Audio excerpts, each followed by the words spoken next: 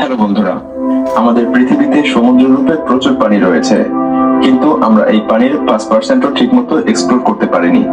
আর এই 5% এক্সপ্লোর করেই আমরা এত চমৎকার প্রাণী এবং সম্পদ খুঁজে পেয়েছি।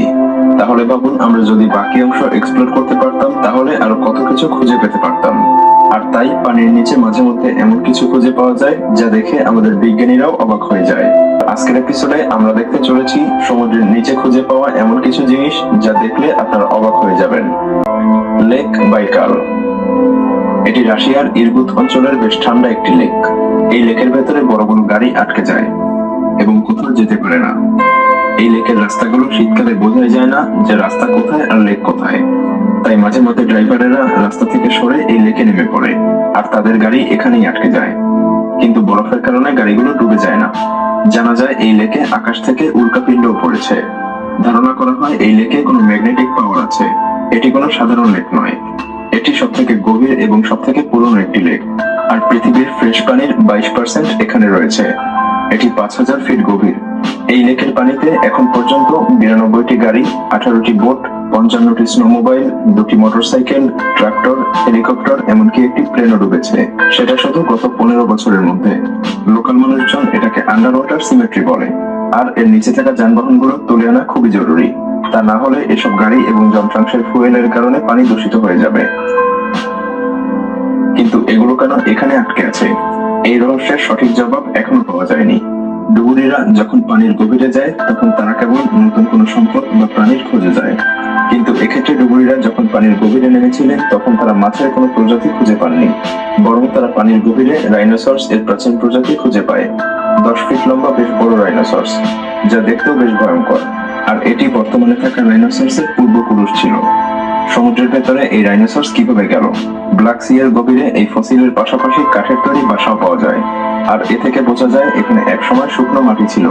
তবে কেউ কেউ ধারণা করে এখানে 1000 বছর আগে একটি ভয়ানক দুর্যোগ ঘটেছিল, আর এই দুর্যোগের ফলেই এমনটা হতে পারে।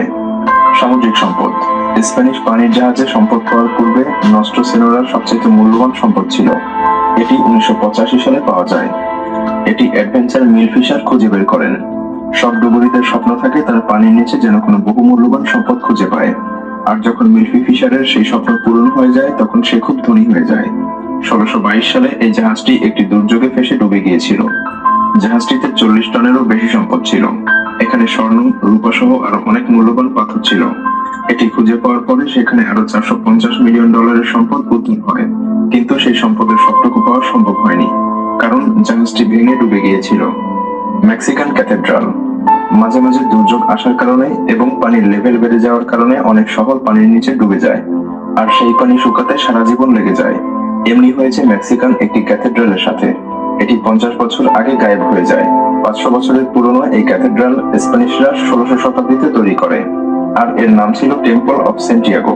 48 ফিট উঁচু এই ক্যাথেড্রাল ডুবে যায় যখন এর পাশে 1960 সালের দিকে একটি ব্যারেজ তৈরি করা হয়েছিল। আর পানি শুকিয়ে যাওয়ার পরে এই ক্যাথেড্রাল আবারও দেখতে পাওয়া যায়।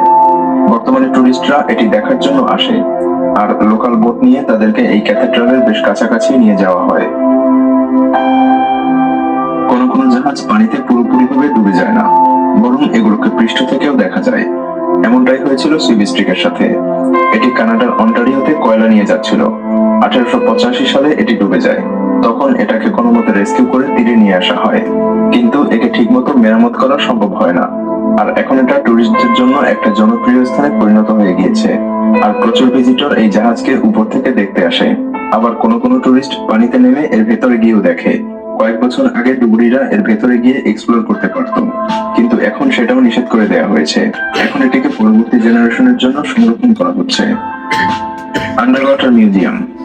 আপনারা হয়তো অনেক জাদুঘরে গিয়েছেন, কিন্তু আপনারা কখনো এমন জাদুঘরে যাননি, যার নাম মিউজিও আটলান্টিকো। এটি একটি আন্ডার ওয়াটার মিউজিয়াম যা স্পেনে রয়েছে। এটি British artist Jason trailer design করেছেন। তিনি একজন মেরিন এক্সপার্ট এবং ড্রাইভার ছিলেন। তিনি তার ক্যারিয়ার পানির গভীরে কাজ করে কাটিয়েছেন।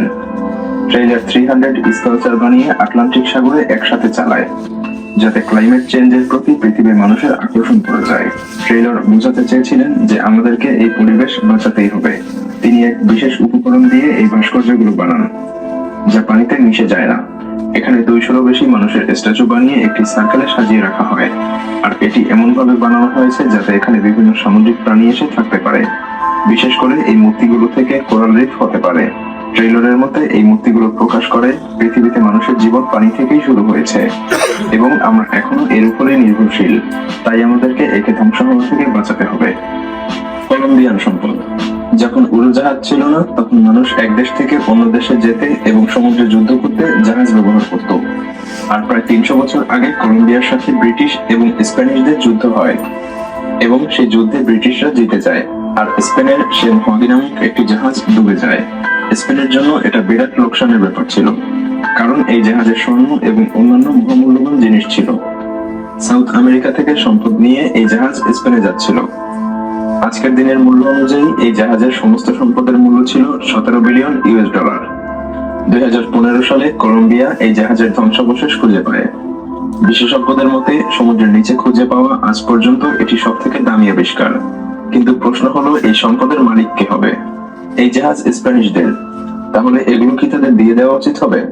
কিন্তু এই জাহাজটি কলম্বিয়ার সমুদ্রে খুঁজে পায় কলম্বিয়ানরা, তাই এই জাহাজটি কলম্বিয়ানদেরই পাওয়া উচিত। সেই বিবাদ এখন পর্যন্ত মীমাংসা হয়নি এবং সেজন্য কলম্বিয়ান সরকার এই সম্পদ পানি থেকে এখন উদ্ধার করেনি। আর তা এখন কোথায় আছে তার লোকেশন কাউকে জানতেও দেওয়া হয় না। হতে পারে গোপনে এটি কলম্বিয়ান সরকার উদ্ধার করেছে, কিন্তু সে সম্পর্কে এখনো কেউই জানে না। পানিতে পাওয়া শহর। গ্রিসের দক্ষিণে সমুদ্রের 13 ফুট নিচে পৃথিবীর সবথেকে বিখ্যাত এবং পুরনো টাউন খুঁজে পাওয়া যায়। এটি বানানো হয় আনুমানিক 5000 বছর আগে, কিন্তু এর নাম আমরা এখনো জানতে পারিনি। আর্কিওলজিস্টের মতে এটি পূর্বে অনেক সমৃদ্ধশালী একটি শহর ছিল, কিন্তু ভূমিকম্পের কারণে এটি পানিতে ডুবে যায় এবং এটি এখনো বেশ প্রিজার্ভড। এটিকে বেশ সুন্দরভাবে ডিজাইন করা হয়েছে। এর লেআউট বর্তমানের বড় বড় শহরগুলোর থেকেও ভালো। এতে পরিষ্কার রাস্তা, 2 তলা বাড়ি এবং সেখানে বাগানও ছিল। আর এখানে পাইপ সিস্টেম দিয়ে সে সময় পানীয় সরবরাহ করা হতো। এখানে আরো মাটির হাঁড়ি-পাতিল এবং বিভিন্ন স্ট্যাচু পাওয়া যায়, আর এ থেকে বোঝা যায় এটি একসময় অনেক বড় শহর ছিল। এটি প্রাচীন মিনিওয়ান জাতির শহর, কিন্তু এটি একটি ধারণা মাত্র। এসএস বেরনগঞ্জ। 300 ফিট লম্বা এই অ্যাস্ট্রো-হাঙ্গেরিয়ান জাহাজ 1928 সালে তৈরি করা হয়। প্রথম বিশ্বযুদ্ধ হওয়ার পরে 1940 সালে এটি মিলিটারিরা ব্যবহার করতে শুরু করে, কিন্তু 1940 সালের 13ই আগস্ট এই জাহাজটি ডুবে যায়, কারণ এর ক্যাপ্টেন ঘুমিয়ে পড়ে এবং এই জাহাজে একজন ফার্স্ট অফিসার ইনচার্জ ছিল। কিন্তু তার খামখেয়ালি ভাবের জন্য তিনি জাহাজটির দিক পরিবর্তন করে ফেলেন এবং এগিয়ে যেতে থাকেন। আর ওই জায়গায় অ্যাস্ট্রো-হাঙ্গেরিয়ান আর্মি প্রতিপক্ষ দেশের জন্য জাহাজের মাইন লাগিয়ে রেখেছিল, আর এই মাইনের কাছে এসে জাহাজ 7 মিনিটের মধ্যে ডুবে যায়। 1958 সালে এই জাহাজের ধ্বংসাবশেষ খুঁজে পাওয়া যায়।